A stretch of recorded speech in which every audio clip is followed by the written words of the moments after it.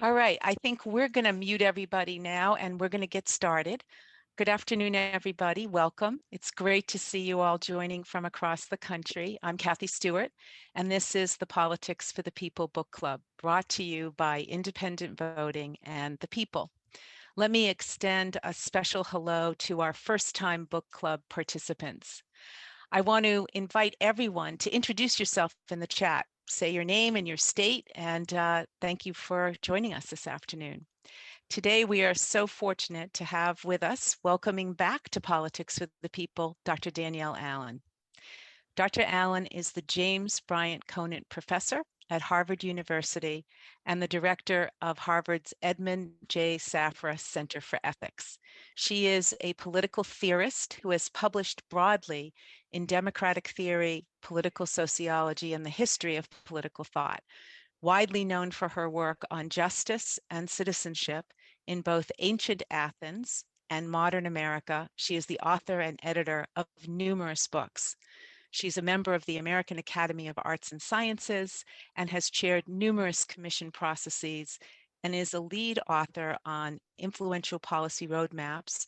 Our Common Purpose, Reinventing American Democracy for the 21st Century, is one that might be familiar to many of us on the call today. Danielle is a policy innovator, a democracy advocate, and last year she became a candidate for governor in Massachusetts in the Democratic Party primary. She ended her race earlier this year when the restrictive ballot access laws made it impossible for her to gain a spot on the primary ballot.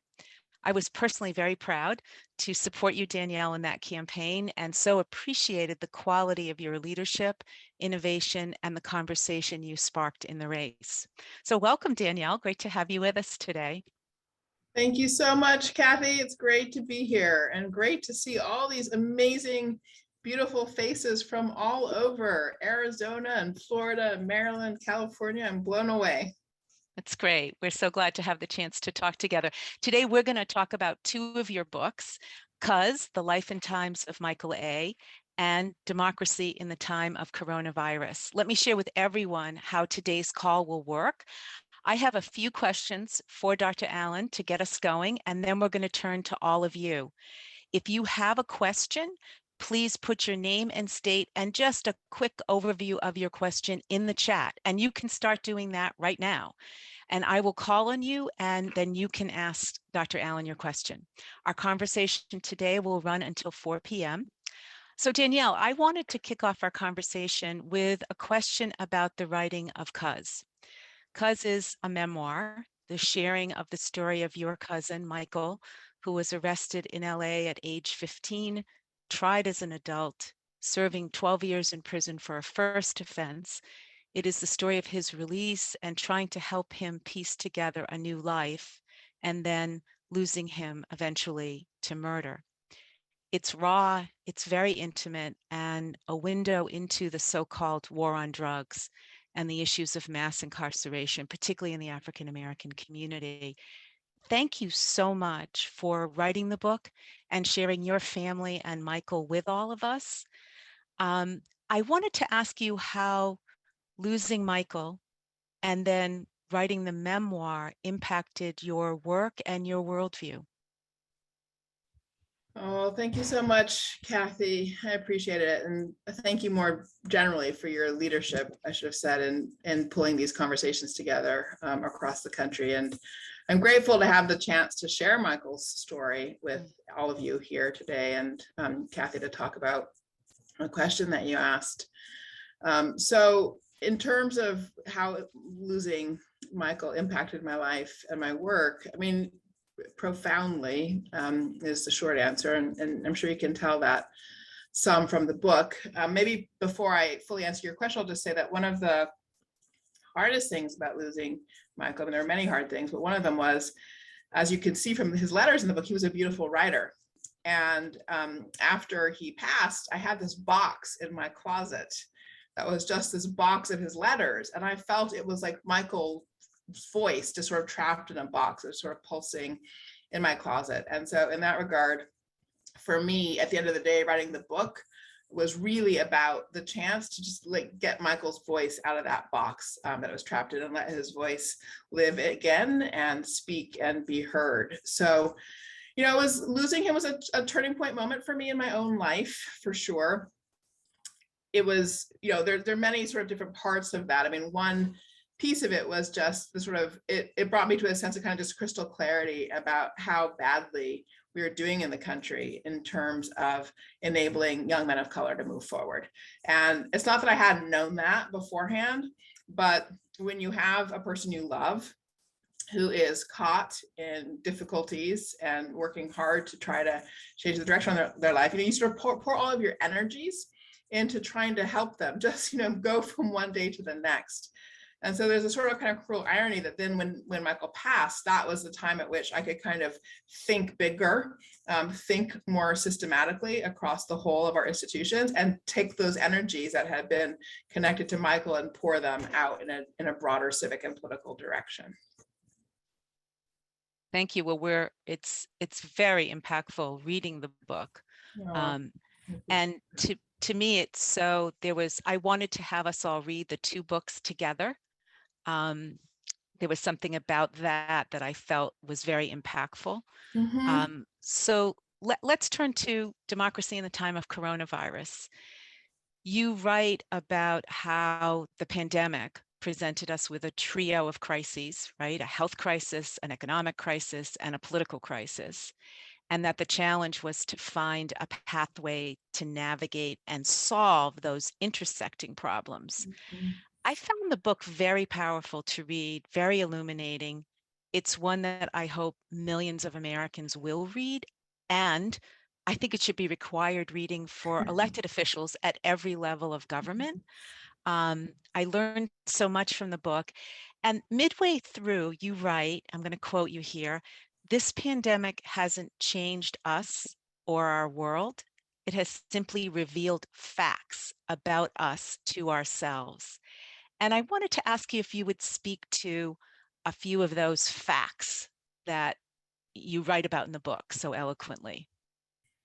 I appreciate that. And I especially appreciate, Kathy, the way you draw a connection between the two books, because I think probably most people wouldn't. They would really see them as completely separate books. But I think you're right. And I think you put your finger on the heart of what connects them. There was a reviewer of Cuz who wrote a review. I'm just very, very proud to this day. Kisei Lemon is his name. He's a brilliant writer of his own account. And the conclusion of his review was that Cuz was basically making the argument that, you know, if you loved my cousin the way I loved my cousin, he would still be here, right? That is, if as a society we had that sense of commitment to each other and to the people around us, we could do so much more for one another, that there's really, you know, not anything limiting us from the point of view of resources or capacity or even creativity. It's just really a question of, you know, what's in our hearts towards the others around us. And at the end of the day, that's really the core message in Democracy in the Time of Coronavirus as well. That, you know, if we all actually really had a strong sense of solidarity and connection to one another, we could have done so much more to avoid this point, you know, sort of million deaths that transpired as a result of COVID. And, you know, obviously it was a hard crisis for everybody, for every country. But for me, I mean, I think, and I can't remember actually how explicitly this is in the book, but for me, one of the most unnerving parts of it came in the very, very beginning, when you heard people speculating that, you know, maybe we should just let coronavirus go because, yes, it was going to get older people, but it was just their time. And I just found this approach shocking, just absolutely shocking and devastating. And to me, it just sort of signaled how thin our sense of commitment to one another was, you know, and really at the end of the day, I feel like that was the greatest weakness that we all face in the pandemic. So then there's this sort of deep question of why is it that our social bonds are as thin and weak and loose as they are, and what might it take to actually achieve a true solidarity in the country? You know, solidarity where we can look around and we can see the ways in which people other than ourselves are struggling or facing challenges, and feel a sense of connection to that it's us too, that it's our people, and We want to be able to build a strong structure of protection sort of broadly for everybody. So I think that's sort of the thing that links those two books together, Kathy, and I think you really spotted it. I know I didn't answer your question, so you might have to ask your question again so I can actually answer the question that you asked. Well, in a way you did. And I think it'll get asked and answered throughout our afternoon together. Maybe let me ask you this. In the book, this was so shocking in a way. You lay out an approach that would have engaged the three, or at least the two, because the political crisis is in a way why we couldn't get to the approach. And this was an approach that you developed with other scholars and leaders of how we could have managed to handle an economic crisis and the crisis of the pandemic together, not pitting them against each other. Could you just lay out the main pillars that you developed that could have taken us in a different pathway? Sure, no, happy to do that. So the basic thing we set out to do in February 2020 was to answer the question of how can we protect health and the economy at the same time? It sounds like a simple question. It's actually a pretty dramatic change of direction. A lot of policymakers start by just assuming trade-offs. And there's a long sort of backstory for why policymakers work this way. But I and my colleagues think it's a fundamental mistake. Our view is that you've got to start in policymaking by asking what are the main values you're trying to pursue here, and how can you maximize alignment among them? So if you change the question, you actually open up a different solution space for yourself. So that's basically what we did. So we asked the question, how can we maximize protection of health and the economy at the same time? And the short answer to that question was you had to have some way of stopping the disease that minimized the use of lockdowns. Lockdowns do stop how a disease travels, but they also stop an economy. You can use lockdowns in localized ways, targeted ways, but to use a lockdown globally is, as we saw, devastating. So that meant you needed an alternative, in effect, sort of technology even, to actually interrupt the disease without lockdowns. And we had it, and South Korea used it particularly effectively, and that was testing and very rapid contact tracing. You know, we reached a point by now, contact tracing is not pertinent anymore, but in those early days, a combination of testing and contact tracing, and then supported isolation for people who were infectious, could have dramatically reduced the speed at which the disease was traveling, could have reduced the number of deaths that occurred before we got to the point of having vaccines available. So, and you know, it was an interesting process because as we did this work, what we learned was different specialties had different blind spots. So for example, public health folks literally couldn't imagine that you could build testing infrastructure at the scale needed to interrupt the disease. And the reason they couldn't imagine that is very simple. Not that they were bad people, and not even that they were not creative people. They were very creative in their own field. But that job of building the infrastructure to deliver that testing, that was really a job for economists, okay? Because it's about supply chain and how do you build like a rapid fire industrial policy to build an industry where one hasn't actually previously existed. And so the public health folks just didn't have the expertise to see that as a possibility.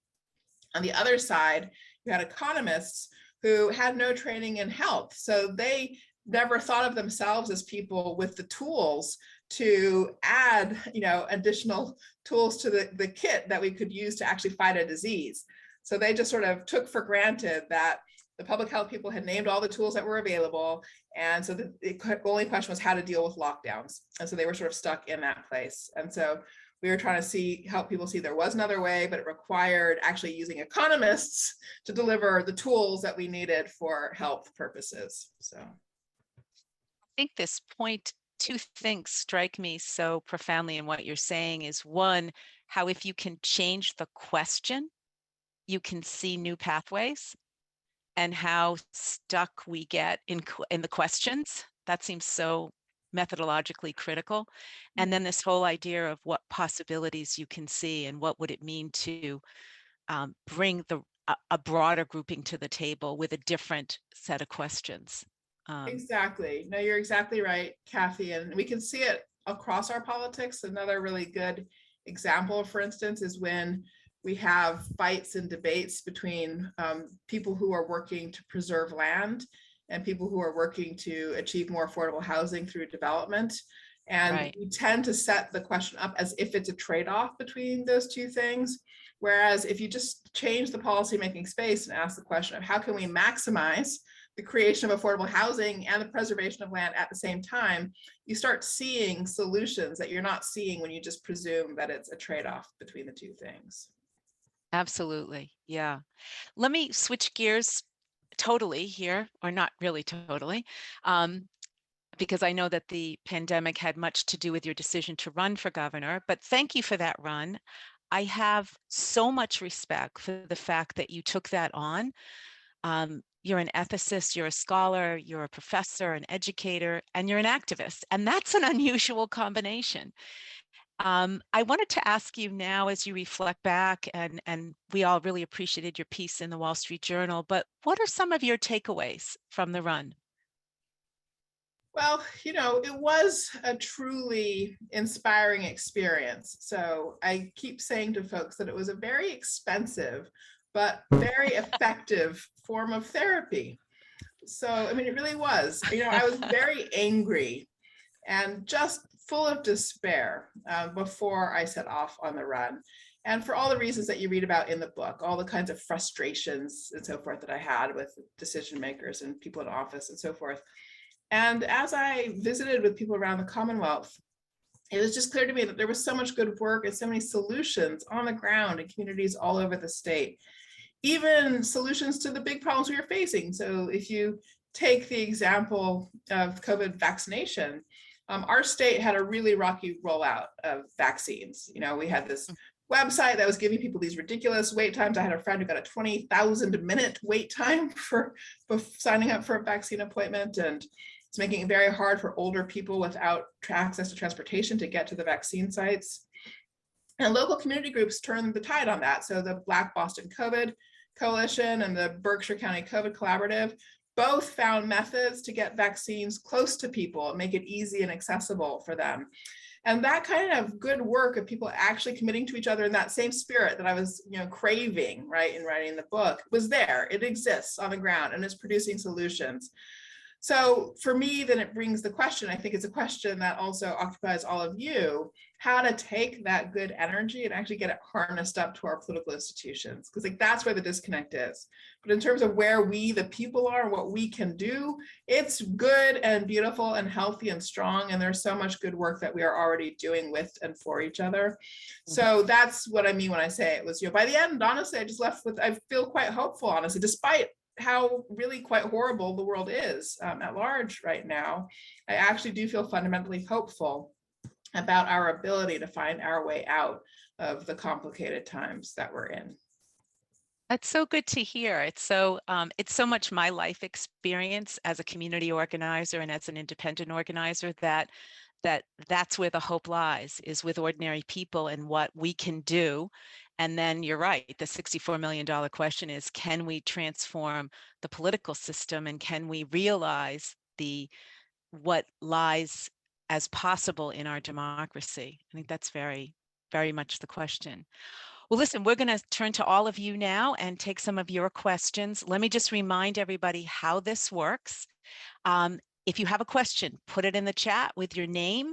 You don't have to write the whole thing, just the gist of it, and then we'll call on as many people as we can. And let me start by going to Dr. Fields, Dr. Jesse Fields. I think you'll have to unmute yourself, Jess. Okay, yes, I did. Can you hear me? Yep.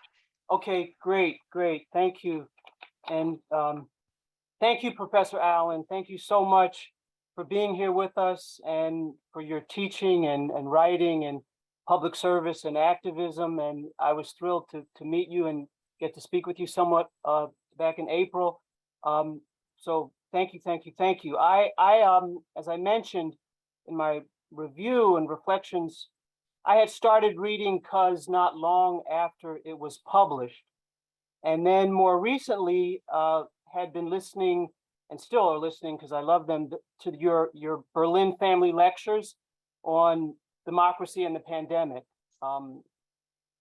but I had not brought the two of them together, as you and Kathy were talking about. Reading the books together with the book club, I've discovered, just what you were saying, that there are many bridges to journey on between and through the two books, Cuz and Democracy in the Time of Coronavirus. Of the concerns that you express in the different writing of each is concern for young people and to make the world that they're growing up in better, and concern for the health of our democracy, for the health and well-being of communities of color, of the Black community, the Hispanic Latinx community, of Indigenous Americans and elderly people, as you were saying. And you also point out that only 30% of millennials consider it essential to live in a democracy. So two related imperatives that I think are imperatives that we have to solve are the problems of social and economic inequality, and at the same time, to engage the many in our country who've been alienated from democracy. So my question is, how do we engage people, for example, young people and communities of color, in the process of transformation? Oh, thank you so much. It's great to see you, Jesse. I really appreciate the time you've spent with my books, and it was a pleasure to meet you earlier in the spring. So, I mean, I do think this is just one of the most important questions there is. And there are so many folks now who really feel the urgency of our democracy's fragility and vulnerability. There's so many different ways in which we kind of count that up to ourselves, right? The statistic about millennials is one way. The fact that if we have rising generations that don't think it's essential to live in a democracy, then we've not managed to pass on this quite valuable inheritance. And sometimes that provokes a lot of sort of exhortation, right? We want to sort of exhort people to vote, exhort people to participate or get involved. And the challenge there, of course, is that in order for that experience of participation to then develop into a habit of participation, the participation has to be rewarding. And there's lots of examples actually around the world in developing countries where you get a sort of a negative effect, a problematic result where people are encouraged to vote or participate for the first time in a government that had a history of being corrupt, and then they do participate and then the government is still corrupt and they end up more cynical at the end of it than when they started. And so as we think about encouraging young people, communities of color to participate, I always find that it is super, super important to actually think at the same time about how we clean up the operations of our government so that the thing that people are participating in is rewarding. We have, each of us, I think, sometimes our different sort of sense of what the most important changes are. I'm a real advocate for ranked choice voting, for example. I think it does broaden choice. It does mean that you can fully communicate your preferences, and it's changing up the dynamic of elections in ways that I think mean problem solvers are getting into office. So I'm trying to sort of build coalitions that do encourage people to enter into work on a specific issue they care about. What's the thing that most motivates, oneself? Is it housing? Is it climate? Is it gun safety? Is it reproductive freedom? What's the thing that motivates you? But at the same time, let's hook that up to a piece of cleanup work, renovation work on how our democracy actually works, so that we can actually get some things done and have that reward for participation. Thank you. Great. Thanks, Jess.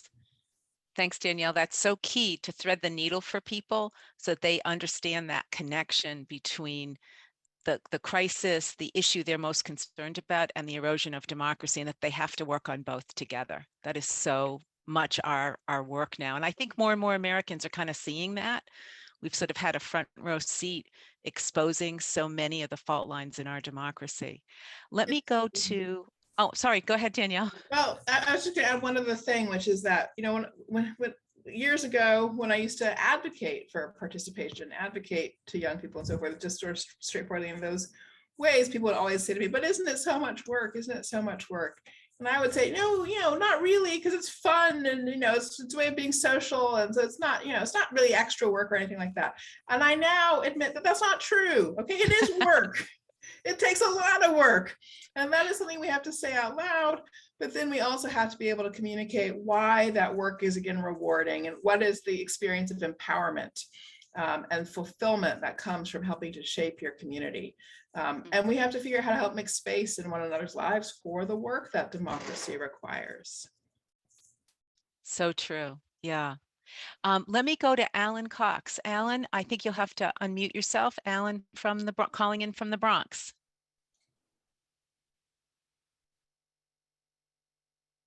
Yes. There we Thanks, go. Kathy. You're welcome. Hi, Dr. Allen. It's just a pleasure to meet you. I was thrilled to read both books, particularly because which I so much identify with. And as I said in my review, I don't really like to read books that I know the outcome of, particularly when the outcome is so painful and involves, the tragedy of young Black men. But in this case, the way you wrote it from who you are, who you were becoming at that time, I felt it was a lot about you as well. And as painful as it was to experience the tragedy that happened to you and your family, I guess you might have answered somewhat of what my question is, which could be somewhat simple, but maybe not. And it's basically, maybe you could expound upon more about why you wrote the book.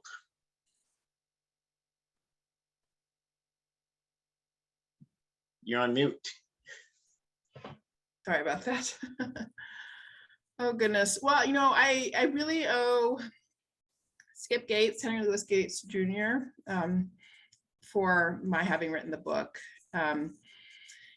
Skip invited me to give lectures at Harvard years ago called the Du Bois Lectures. And this was a huge honor to be asked to give the Du Bois Lectures, of course, named after W.B. Du Bois. As you know, one of the greatest thinkers, political philosophers, sociologists of the country's history. And the charge of the lectures is just really to offer some statement or reflection on the state of affairs for Black America at the time that you're giving the lectures. And of course, I accepted, with alacrity. Yes, I'd love to give these lectures, for sure, Skip, no worries. And then he would ask me for a title, and I would give him some very abstract title, like Justice in African Americans in the 21st Century, or, Democracy in the Future of Black America. And I would give him these titles, and then the date would come near and I would cancel. And I would say, I can't, I'm not ready. I can't give the lectures. And I think I did this 3 times. And then he said, kid, you're going to have to either give these lectures or that's it, no more chances. And when he said that, I realized the reason I couldn't give the lectures is because I was lying. Because here I was offering these sort of abstract titles as if it didn't touch me and my life and my reality. And I realized I couldn't possibly pretend to speak in some sort of grandiose way about the sort of state of affairs for Black America if I didn't understand what had happened in my family, to my cousin, and in my life.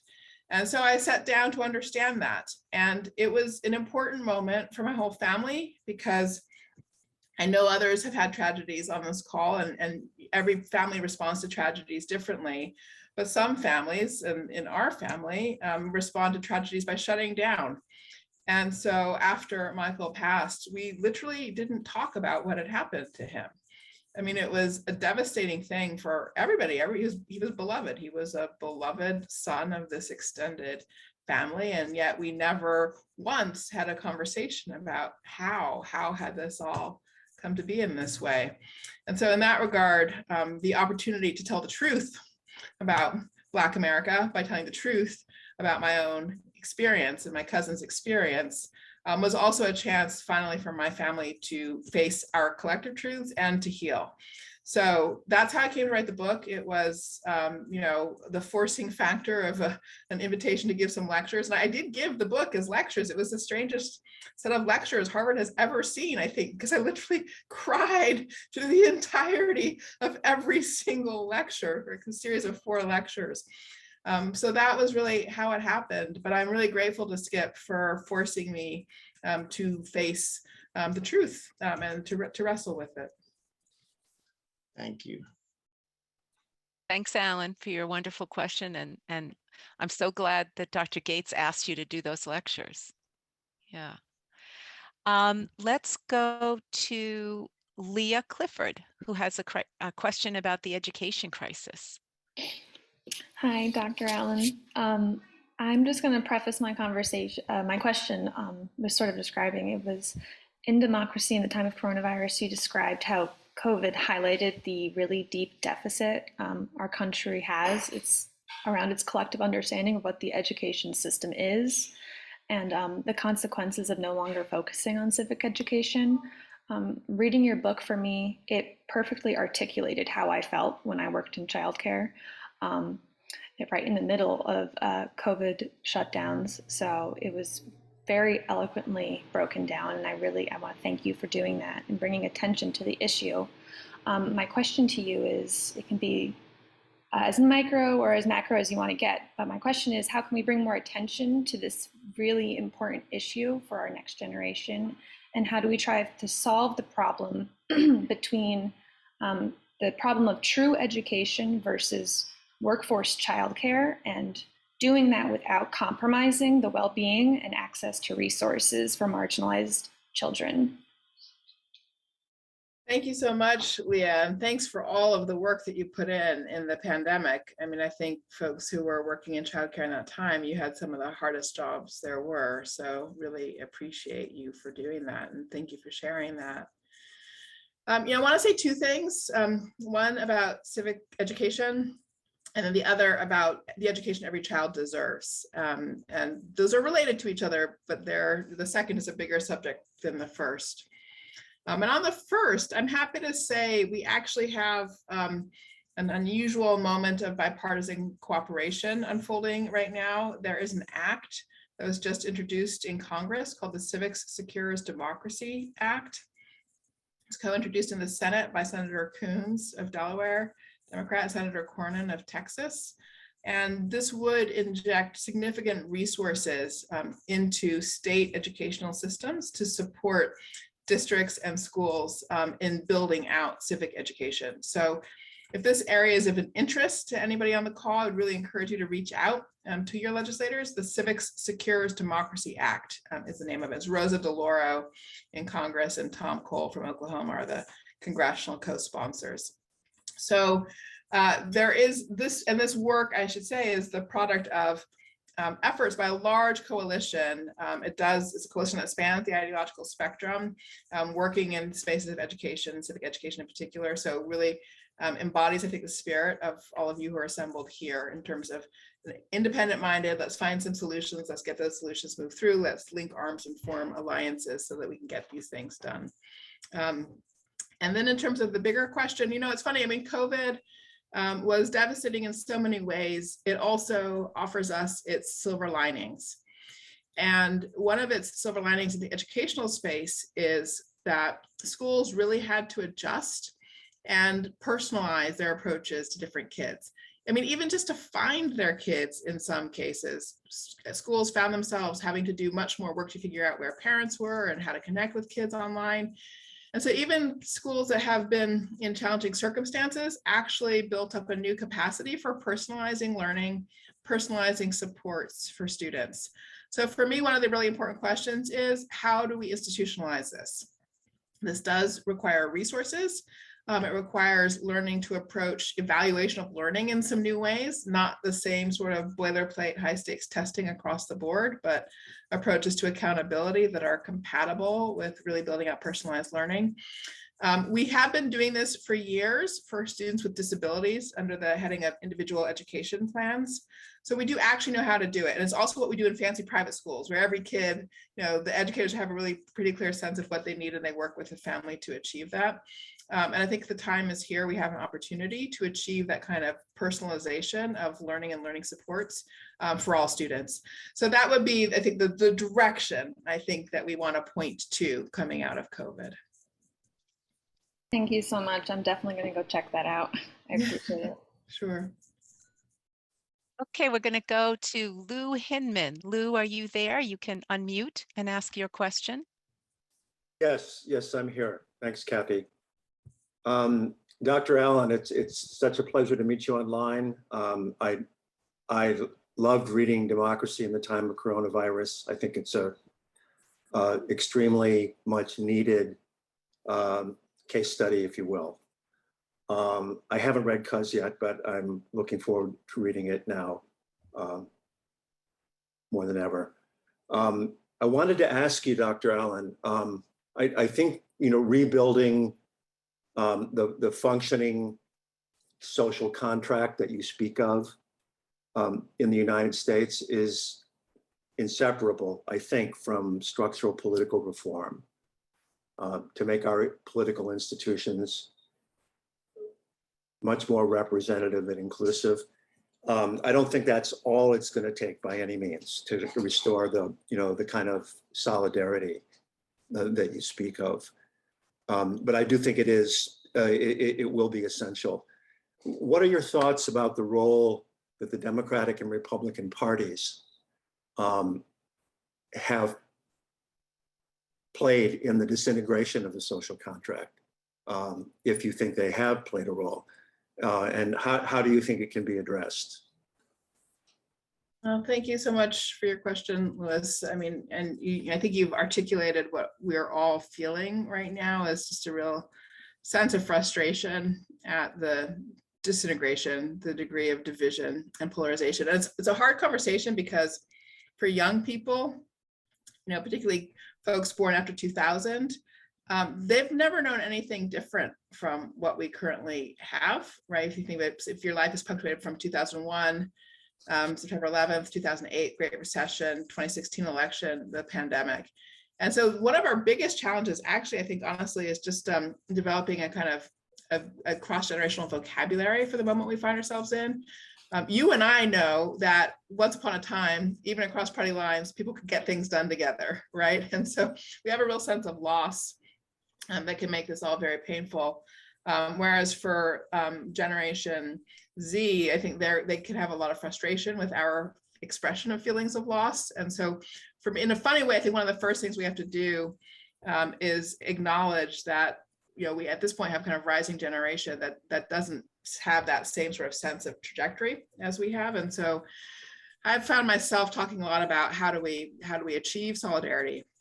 How do we sort of in some sense start from scratch? But you're right that the parties have been a cause of this for sure. And lots of political scientists have documented it at this point, and the Republicans did drive it first. And that's just at this point quite well documented in terms of their approach to voting patterns and things like that over the course of the 90s. And key figures like Mitch McConnell have developed a pretty aggressive approach to politics that has eroded fundamental norms of tolerating the opposition, incorporating the opposition in decision making and things like that. So we have a lot of work to do to achieve, a solidarity worthy of the people we are here in the 21st century. I think your point about structural reform is key. I'm an advocate for open primaries at this point, nonpartisan primaries. And from my point of view, that's a really important step.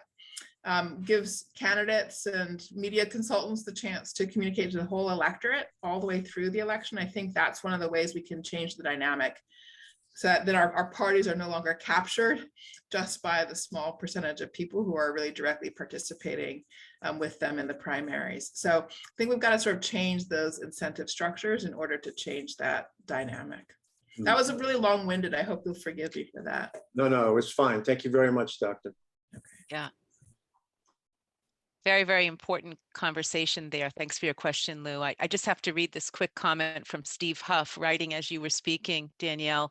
It's tough for independents with the best intentions to have an impact because there is a political industrial complex of gain-seeking individuals, organizations wedded to the status quo. So, and then he says, amen, Dr. Allen. So I do think non-partisan elections in particular that level the playing field and put all voters and all candidates in a new terrain together could be valuable. Yeah.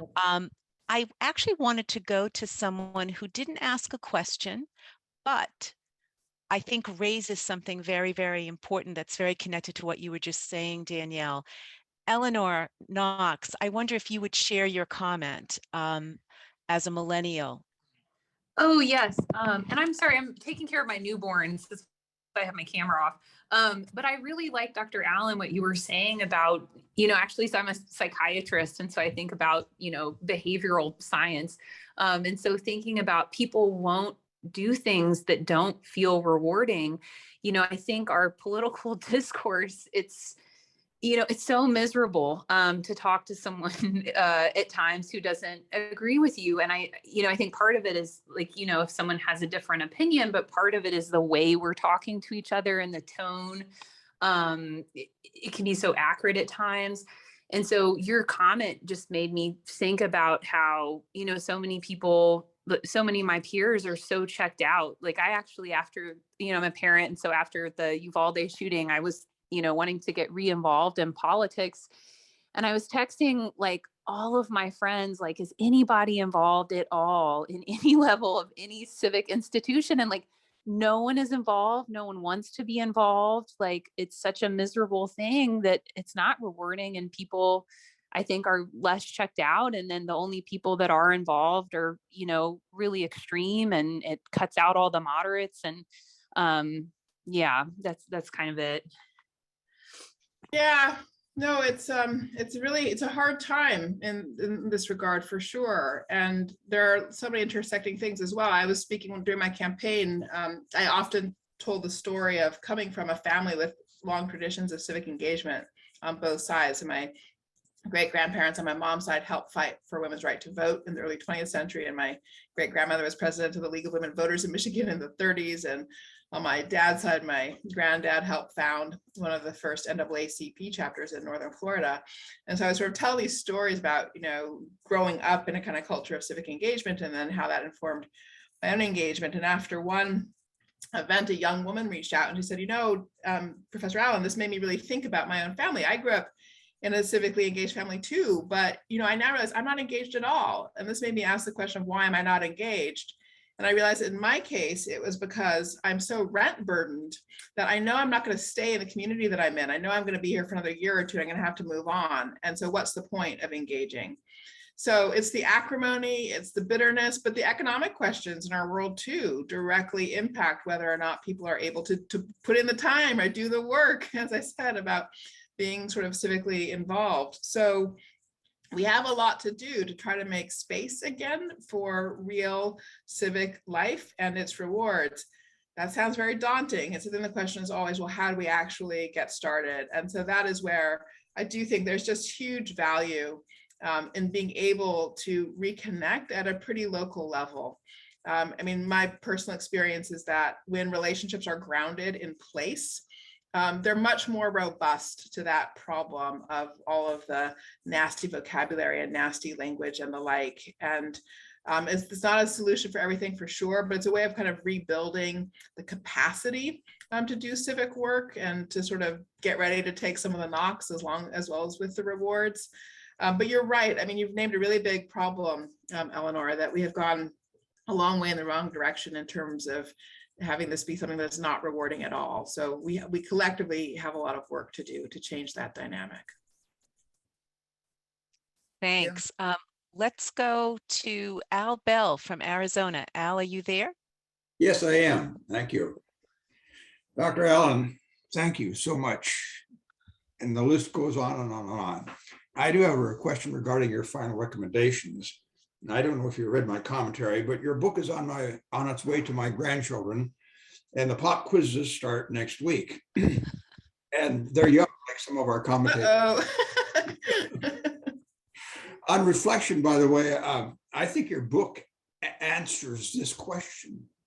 If we decided to eventually become a nation, what would that look like and how would we behave? Well, that's more than we can handle right now, I think. But in the meanwhile, I focus on the last 2 pages outlining your 5 lip readings and citizen commitments for America. And specifically, I want to ask about the points 3 and 4, smarter government and activists organizing around common purpose. Clearly, your recent experience, not to mention your academic life, has dealt with both of those things in spades. Here's my question. What role do you believe independent voters can and should play in achieving smarter government and fostering common purpose as a foundation for your 5-part statement of commitment with which you end the book?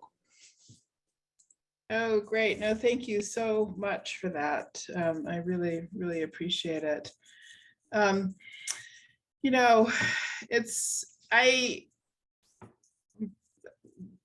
I want to connect what your question is to Eleanor's comment about the way in which the sort of divisiveness makes it so hard to participate. And I'm reminded of a conversation I had recently with somebody who said, but I'm putting all my energy into trying to, make sure that the place doesn't burn down in the elections this coming fall, right? Everything's going to be lost. And he said, well, Danielle, like, why aren't you doing anything about that? I said, look, the truth is, I believe I have zero capacity to affect that, actually. I have literally zero capacity to affect things that are happening at the federal level. But what I do have is this. I know that, there's this proverb, you've probably heard it, right? That if you want shade, the best thing to do is to have planted a tree 30 years ago. And the next best thing to do is to plant a tree today. So that I do have the capacity to do. I have the capacity to plant that tree. So that's what those commitments are, is the sort of tree planting. So how can independents help with common purpose and with smarter government? I'm working myself in Massachusetts to try to build coalitions to be solutions generators. So I think, we can ourselves directly, just literally at a local level, connect with others in organizing contexts and help identify solutions, put things on the table for conversation. And the truth is, at the level of state government, things move a lot faster. You really can make an immediate difference. All of our state legislatures are understaffed. They are under-resourced for research and for solution generating. So they actually really do need citizens who can come up with better solutions. There's one organization called the Citizens Campaign, which engages people in producing solutions that don't affect the budget. And it's one framework, right? It's a way of testing things. Can you actually deliver a better solution based on the current budget footprint so that the default isn't, well, let's spend more money. We do often need to spend more money. That is, we often do. But just to have the discipline of trying out, can I come up with a smarter solution, is very effective. And they're generating real solutions for local governments and state governments and things like that. So that would be one way I would say that independents can participate. And you don't have to participate sort of through a party to do that. You can participate through a variety of kinds of organizing associations.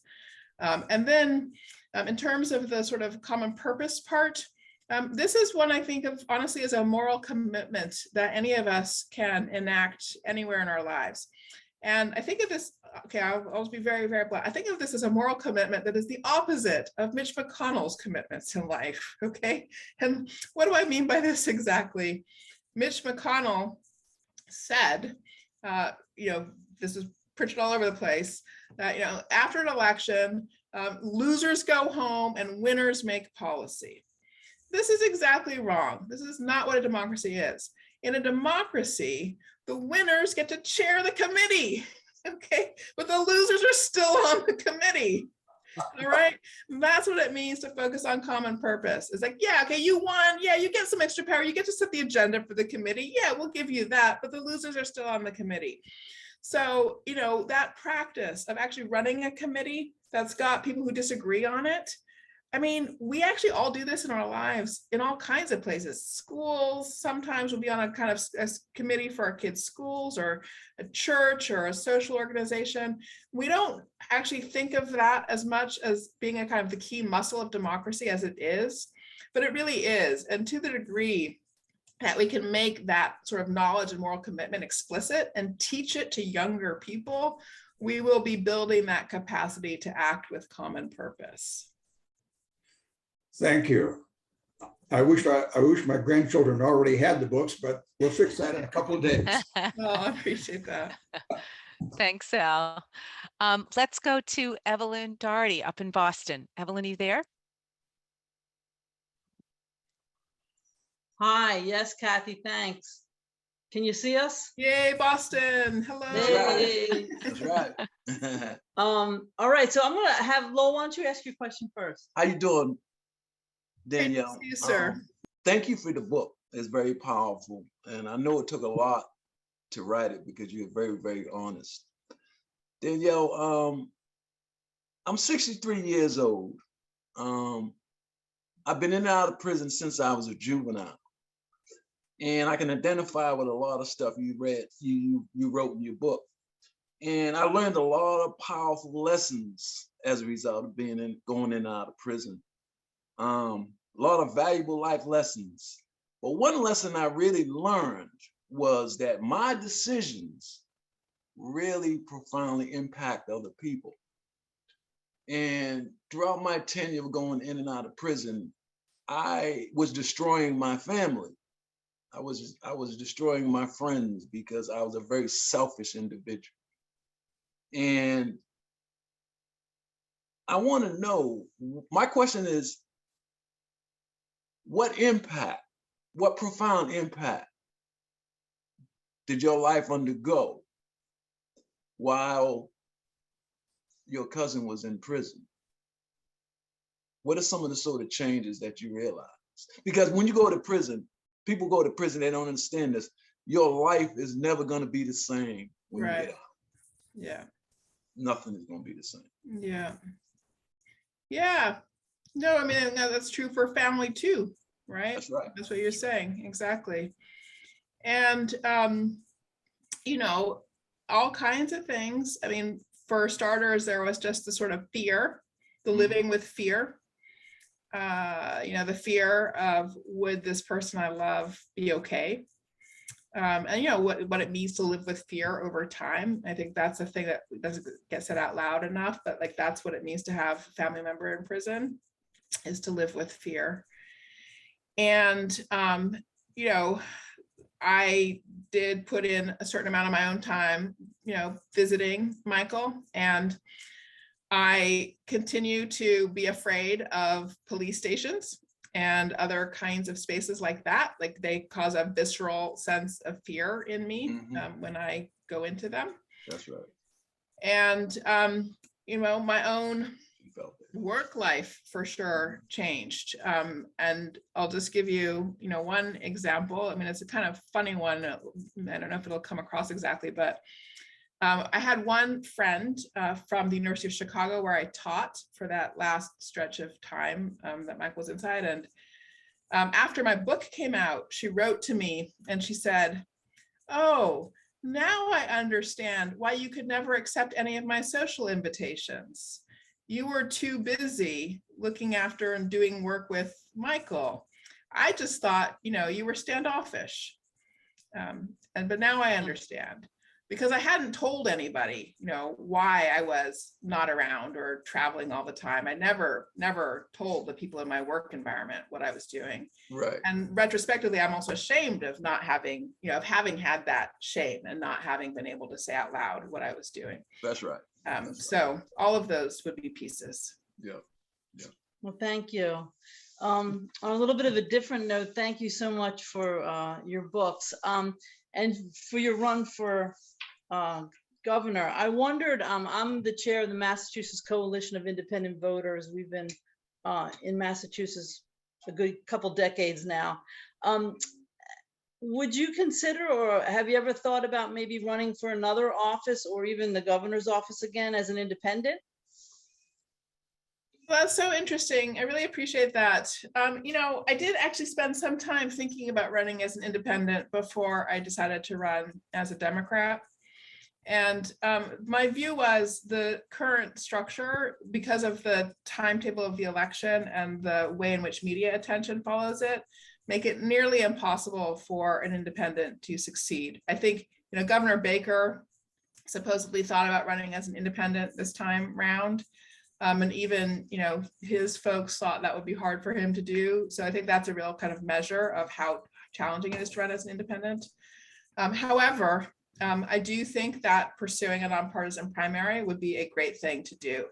And then I think, many things are possible for candidates. I have, just speaking for myself personally, now made a commitment to work through the Democratic Party and to try to do my part to try to help that party become a party that I think is working more effectively.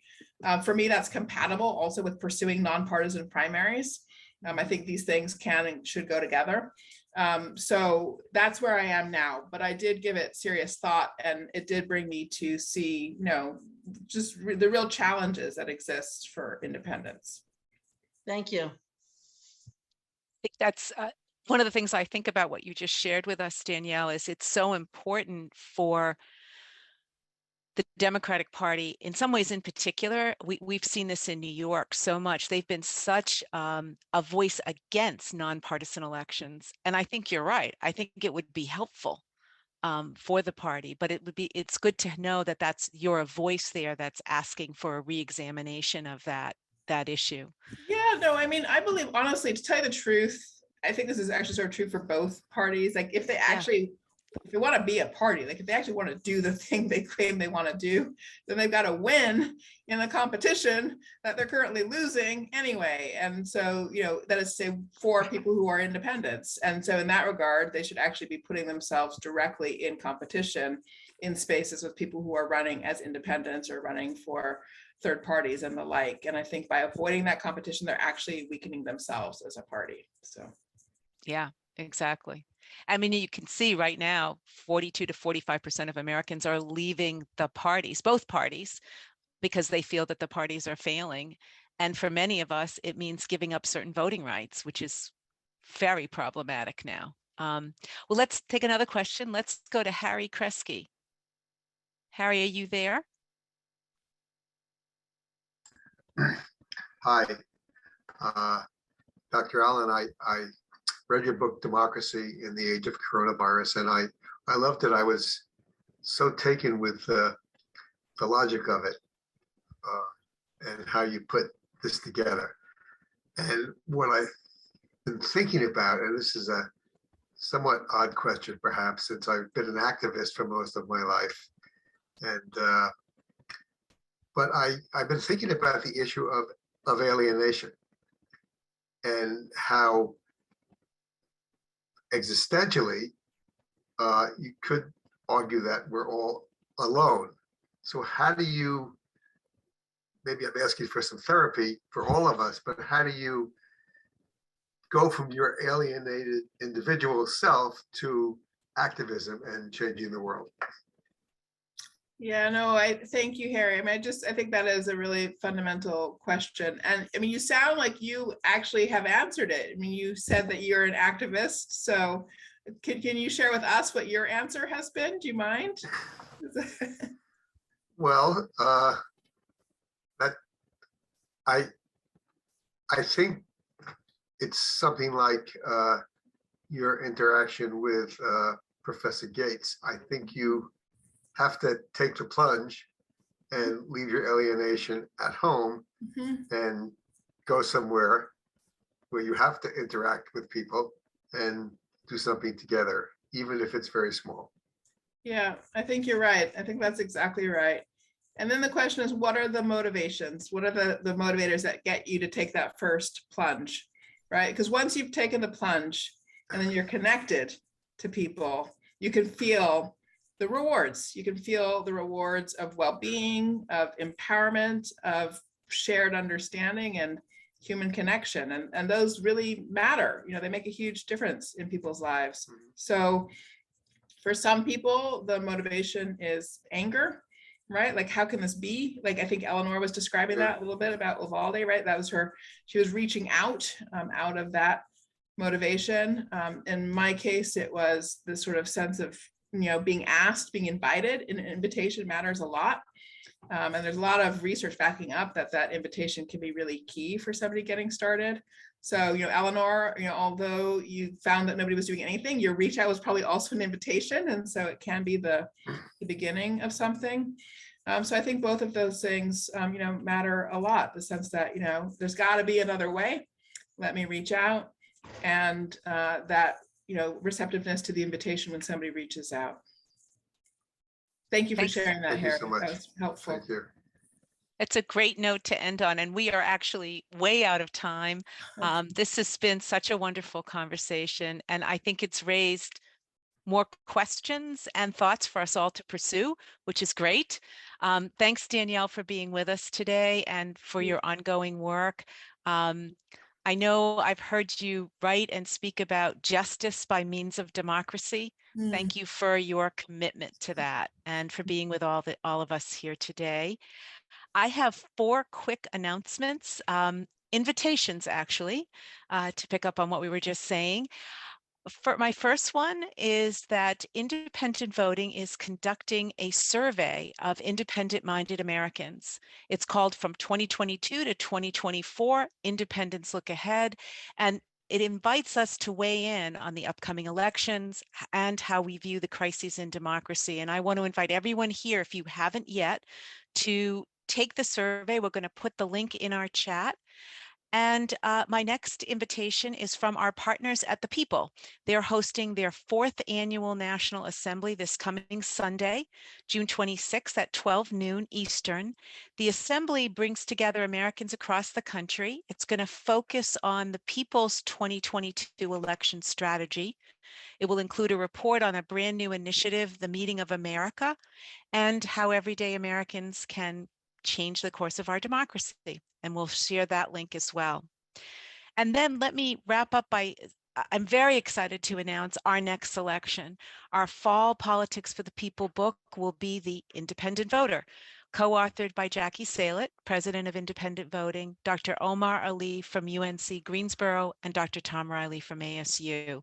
The book is released on September 29th by Routledge Press, and it's a look at who independent voters are, how we're transforming the political landscape in the United States. It draws on historical and contemporary data. It's very timely. Obviously, I think all of us on this call will consider this a very key read in the fall. You can pre-order the book now. We're going to put that link in the chat, and stay tuned for the date. And if you haven't already, go over to Politics for the People and sign up on the blog so that you'll get all our latest updates and be part of the conversations about the books that we're all reading together. Thank you, everybody, for being with us today. Thank you, Danielle, and happy summer reading, everyone. Thank you so much, Kathy. Great to be with everybody. It was a real pleasure.